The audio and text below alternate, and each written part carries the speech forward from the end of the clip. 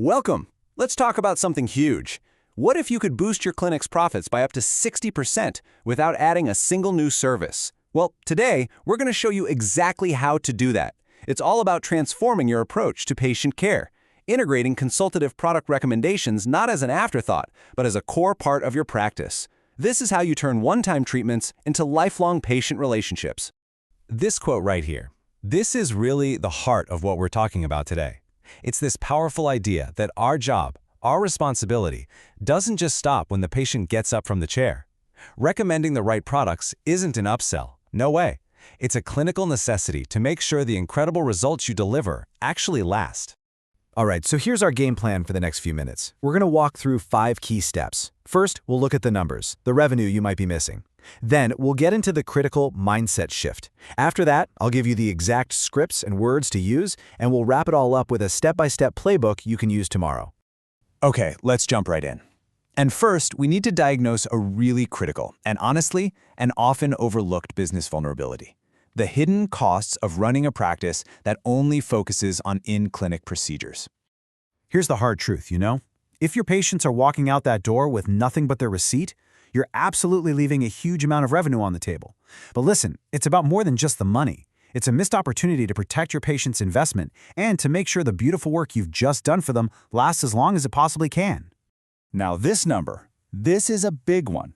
Clinics that have a really strong integrated retail program see profit margins that are 40 to 60% higher than clinics that don't. I mean, think about it, right? A laser treatment has a pretty high cost of goods, but a bottle of clinical-grade vitamin C serum, that can have a markup of 200%, sometimes even more. And check this out. This shows you the impact on loyalty. Clients who buy their prescribed home care products from you spend on average 67% more with you every year. So why is that? It's because they're more invested. Every single day they have a tangible reminder of your expertise right there in their bathroom, which just deepens their commitment to the plan and to you. Okay, so we see the numbers, we get why this is so important. But now for the tricky part, right? The how. Because the biggest hurdle here usually isn't business strategy, it's mindset. So many of us were trained to be expert clinicians, not salespeople. And the whole idea of selling can just feel, well, uncomfortable. And this is probably the single most important mental shift you and your team can make. You are not selling anything. You are prescribing a solution. It's no different than a surgeon prescribing physical therapy after any replacement. You are prescribing the essential at-home care needed for a successful outcome. Just look at the difference here. On the left, you have these limiting beliefs, like selling feels pushy. But when you reframe it to I'm ensuring complete care, it changes absolutely everything. A microneedling treatment without the correct post-procedure care is, frankly, an incomplete treatment. You're not being pushy, you're being a thorough professional. Now, what if the most effective sales technique wasn't a technique at all? What if it was just a conversation? It's all about asking the right questions, helping your patients discover their own needs, and in doing that, they basically sell themselves on the solution. You see the difference? A pitch is just asking for a yes or a no, but a question like this, it opens up a real dialogue. It instantly positions you as a curious consultant, and it gets the patient to actually stop and think about the gaps in what they're doing at home. All that sales resistance just melts away when they're the one identifying the need.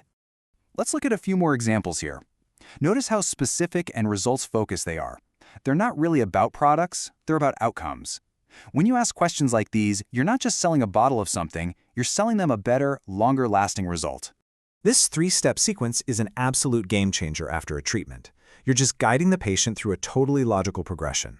Step 1, they identify the problem. The results start to fade.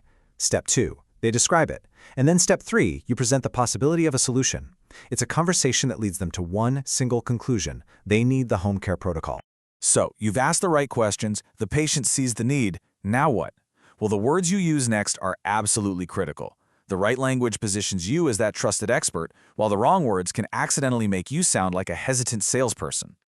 Okay, look at the power of this language shift. It's immediate authority.